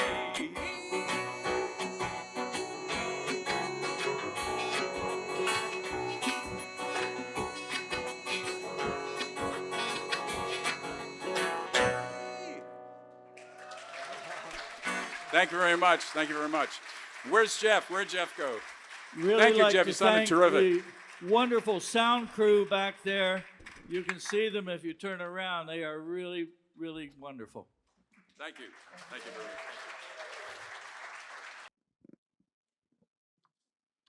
Good afternoon and welcome.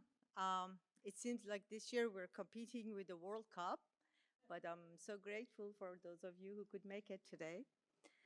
As mentioned before, our lead speaker, she has graciously chosen to anchor the close of our program today, and we are immensely grateful for her accepting our invitation. There are moments in history that signal a turning point, when a barrier falls not with fanfare, but with dignified act of a person stepping into their rightful place of service. We have such a person with us today. Chair Phyllis J. Randall has served as chair at large of the Loudoun County Board of Supervisors since November 2015. The first person of color in Virginia history to chair a county board of supervisors, and has been reelected twice. A mental health therapist who spent over 15 years working with incarcerated individuals, she has always believed that every human being carries inherent worth and the capacity for transformation. Her public service spans many roles and appointments over the years, and today she represents Loudoun County on the Northern Virginia Transportation Authority and the Metropolitan Washington Council of Governments. In 2024, she received the Elizabeth and David Skull Metropolitan Public Service Award for her contribution to our region. But I want to tell you who Chair Randall truly is, not from a biography, but from my own life. I have a son who navigates the world with different abilities, and I have watched more than once as Chair Randall, in the middle of a crowded room, surrounded by the business of public life, recognized him. She would make her way to him and ask genuinely, "How are you doing?" On one such occasion, my son took that moment and used it courageously. He told her that residents with different abilities in Loudoun County are being left behind by ride-share companies, that Uber and similar services simply do not offer accessible transportation options here. He spoke his truth to a person in power. She did not politely nod. She did not move on. She looked at him and said, "Let's get to work and make this happen," and offered her card for him to contact her. That is who she is. She governs not from a distance, but from presence. She understands in the most practical and personal of ways that every human being carries an inherent nobility and capacity to contribute and is therefore worthy of a life that meets them where they are. And that principle is at the very heart of what we gather for today. The Baha'i vision of race amity is not merely about tolerance. It is about recognizing the full dignity, nobility, and belonging of every soul. In Chair Randall, we see that vision in action. Please join me in welcoming her, the Chair at Large of the Loudoun County Board of Supervisors, Chair Phyllis Randall.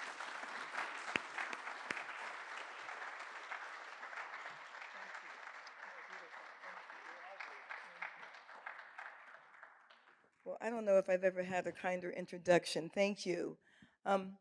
Thank you for having me here. I think I've had to miss one race amity event, but I try not to miss them because they're so important to me. So when I'm invited, I literally tell my EA to clear my schedule. A couple of things. One, to the Writers for Race, for you young people, I need two things from you. I do have to leave shortly after this event ends, but I want to get a picture with you, so promise me that. And promise me that when you come through next year, you'll use my house as a host house. I will cook for you. I will put you up. I make the best fried chicken in the world. I will take care of you all. So promise me that for next year. Afifa, where did Afifa go? Afifa, I cannot believe you asked me, do I remember you? Of course I remember you. I remember you well when we ran for office together. We were in the ballot together. I remember McKeith and what a loss it was to him. I see Rizwan is here. He was when we all kind of got together. And I have followed you over the years. I didn't know how to connect back with you, but before we leave, we're going to exchange numbers. I think you are fabulous and you're doing fabulous things. So yes, I remember you. Is it Mr. Garber? Listen, you got some Manuel vibes going on with you right there. So when you get ready, you need to call the Hamilton people and do all the Hamilton stuff because that was really good. The program so far has been wonderful. I am going to ask my Chief of Staff, Matt, to set a clock for 10 minutes because I'm a stickler for time and we were told 10 minutes. I'm going to stay the 10 minutes. I do want to say that when Mitch asked me to speak, he said he didn't want us to be political. So if you want an elected official or a politician to hurry, tell them don't be political, and that will get us going faster, that is for sure. But I will say that the race amity event is always very important. And without being political, I think it's fair to say it's never been more important than right now. Not just in this county, in this commonwealth, in this country, but in our world. Some of the tensions of race and culture are evident and seen all over our country and all over our world. So this is a very important event. And has been said by many people, including my colleague, amity means friendship. It means peacefulness. It means harmony. That's what it means. Sometimes people get that confused, though, and they think being peaceful and having friendship means doing nothing or means not being present. A couple of weeks ago, I was in Percival, which is one of our towns in western Loudoun County. I was at an event, and there was about 70 people there. And I walked into the event, and I'm kind of going around the room, and I realized almost immediately I was the only person of color in that room. And I said to one of my colleagues, who's a gentleman from the other political party that I don't sit in, I said, you know what? I'm the only person of color in this room. And he said, really? He looked around and he goes, huh, well, I don't see color. And I said, what I always say, kind of as a joke, which is, well, how do you stop at a traffic light? But then I also said, well, let me ask you something. If you walked into the room and you're the only white guy in the room, would you see color then? And he actually was really honest. He goes, yeah, I think I would. I say that because sometimes people think that that amity or race relations means we can't see color. That is one, ridiculous, and two, a cop-out. You cannot celebrate what you do not see. You cannot celebrate what you do not recognize. Now, maybe I don't see color means that I don't see anybody as different, and that is wonderful. But I would actually say that when I see somebody who's different from me, that's my opportunity to say, tell me about yourself. Tell me about your culture. Tell me about your food. Tell me about your music. Tell me about your faith. That's what it actually means. And so the idea that we have to not see something is the exact opposite of kind of what race amity means. It means we should see it so that we can celebrate it, so that we can learn about it, so that we can know more. What is the point of having eyes if we cannot see things?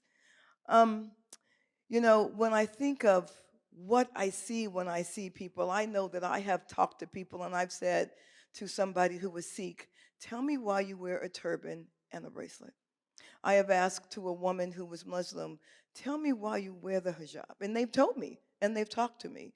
I see that. I honor that. Tell me why you wear a Star of David.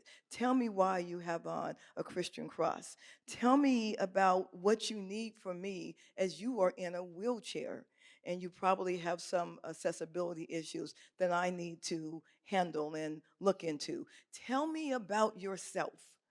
That's what it means to have amity. It means that what you see is what we care for and what we want to pull in and what we want to believe in.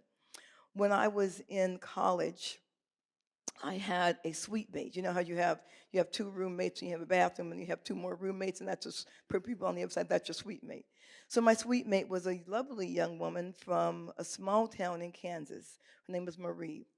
And one day Marie came to me and she said, PJ, because that's what they call me in PJ, because my middle name is Joycelyn, so it's Phyllis Joycelyn. She said, PJ, I have a question to ask you. And I was like, sure. And she goes, it's about being black. And I'm like, okay. And she said, when black people wash your hair, does it get wet? And I was like, first I looked at her because I thought she was, I thought we were going to have a moment, right? So I was like, what? And she goes, because when I see you all and your hair goes in water and you come out and doesn't look like it's wet. And I thought, you know what, she right. She right, because, white people, your hair gets wet and it goes flat. I mean, our hair and it gets big, right? And I'm like, okay, I know what you're saying. I get you. I get the question. And my response was, thank you for asking. I appreciate that. That's fine. Now, what I did next wasn't the nicest thing. The next time I washed my hair, I went to Marie's room and went, and she was like, got it, PJ, got it. But at the very least, you know what she did? She asked me the question. She asked me the question. So if you have someone who comes to you, because part of the amity and part of the understanding is being willing to ask the questions that you don't know, but also being willing to share the answers when someone asks you. We can't always start first with, I'm so offended that you asked me that question. We have to start with, what are your intentions? Why did you ask me that question? What do you want to know? And how can I share with you? And then, when you've made a mistake, and I have made many in my time of things I don't know, take responsibility for your mistake. Don't blame me. Don't blame other people. Don't be fragile. Take responsibility for your mistake if you make a mistake so that you can make it better. That's what we're doing here.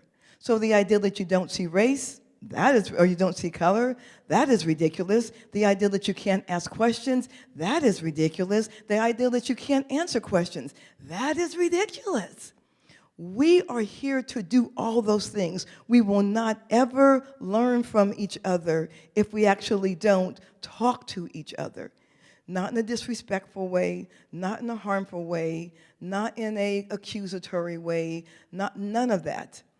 But go and ask the questions. I know that I have called my friend Priscilla, Rizwan's wife, and asked her many, many questions. And every time she said, sure, let me tell you, because if you ever met Priscilla Martinez, that one right there is a whole force all by herself. But when you talk to her and ask a question, she will answer. So I will leave you with this. Yes, I am the first person of color to be the chair of a county in Virginia. And it's hard to describe if you're not from here where the chair of a county is. The best way to describe it is kind of like a mayor job, but not really, but kind of in that vein. So I'm the first person of color to be that in Virginia. But what I know and what I always say is this: nobody gets to where they are by themselves. I did not become the first person of color because I am so fantastic. That is not what happened. I became the first person of color because someday, many, many, many years ago, somebody said, hey, let's do some different things. Let's free some people who are enslaved. Let's have a whole movement. Let's sit at lunch counters and so people can eat. Let's go on a freedom ride so that people can vote. You know, let's go to a classroom so that people can have equal education. Let's do all these things, and all the things that have happened since the birth of our country were paths that were bricks that were laid down. And I got a chance to walk on those bricks. And because I was able to walk on those bricks, I was able, and Afifa was able, to run for the office. And one day, I actually won. My whole job right now, yes, in Loudoun County, we build roads and all these types, and Lord knows we built data centers, and we're going to stop doing that, I promise. We'll talk about that later. But my job is to lay down the paths for the next person. My job is to put the baton in the hand of the next generation so that they can run with it, just as somebody has put a baton in my hand. And my job is to do it with as much compassion and grace and humility as possible because somebody did it for me. And that's what that means, to be a friend to somebody. Not just a friend to somebody you know, and not just a friend to somebody who looks like you, but you're a friend to people who came before you. You're a friend to the people who are going to come after you. All the time, the people are going to come after you. The people are going to come after you. The people are going to come after you. And you know that you're doing it for a cause much, much greater than ourselves. So I will always clear my schedule to come to this event because it is that important to me. Thank you, and thank you for allowing me to be here with you today. Oh my, it's always an honor to have Chair Randall back to speak. That's wonderful. So we're now at the point where we're about close to closing. Let me make a few remarks. We're going to show a closing short music video, and then we'll go from there. So first of all, an event like this takes a lot of people involved, so bear with me. Our team of Shahzad, Christine, Deborah, Mercedes, and Bill have been working for almost 6 months now to put this together. The AV team, the audiovisual team, Mazia, Gil, Kavush, Saman, Andalib, and General, they've been here since early this morning, and you could see, as Heartland said, they did a terrific job, so thank you. Of course, all the speakers and performers, it was really a wonderful event. And of course, all of you, because without you, it wouldn't be much. Remember a couple of things. First, the QR code, whatever that is, on the back of your program, you can use that to send us feedback and suggestions. I don't know how you do it, but I'm sure you do.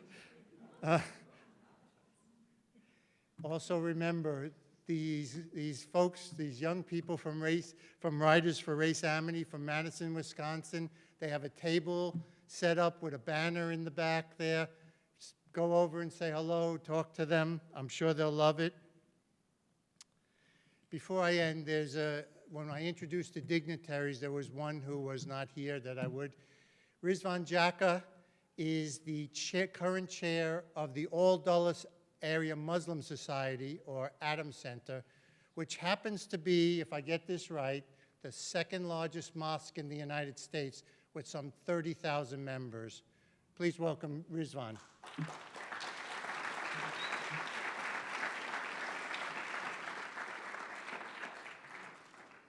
And for those of you who may not know, if you end up in a selfie with Rizvan, you now are a Loudoun County celebrity. That's how it works. We're going to close with a music video called Let All Associate. By totally unplanned coincidence, it's based on the exact same Baha'i wording that Grant included in his talks about flowers in the garden. So please enjoy this. We end all our Race Amity programs because it's such a unifying message, uplifting, and then please join us for refreshments and socializing. Thank you, everybody.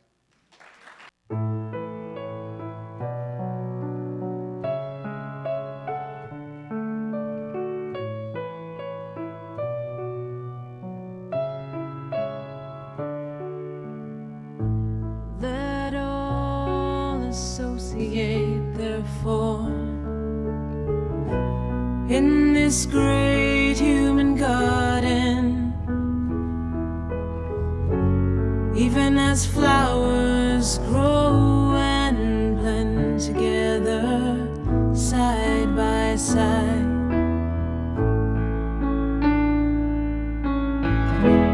Love ye all religions and all races with the love that is true, true and sincere, and show that love through deeds, and show that love. Let all associate, therefore, in this great human garden, even as flowers grow and blend together side by side.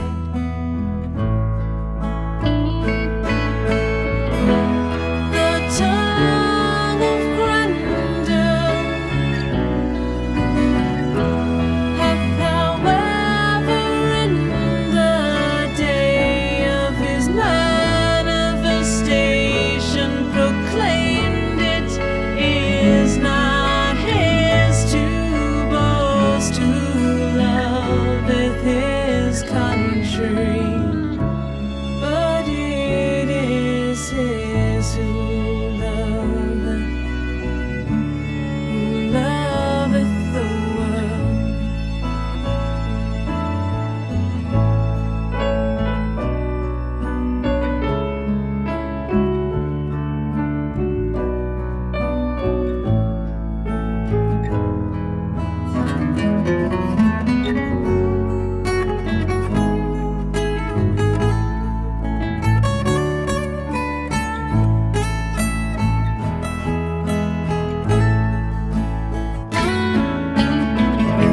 Love ye all religions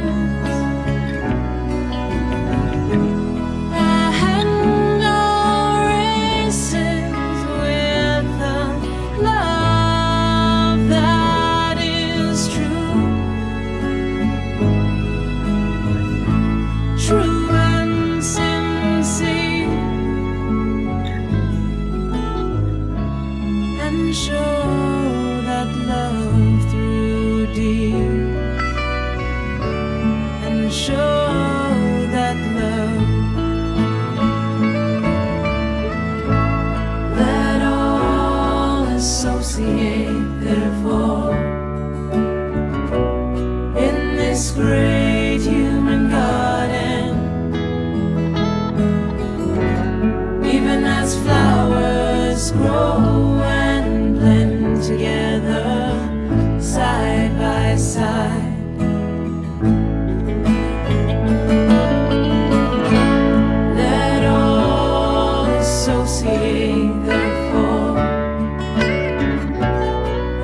this great human garden, even as flowers grow and blend together side by side.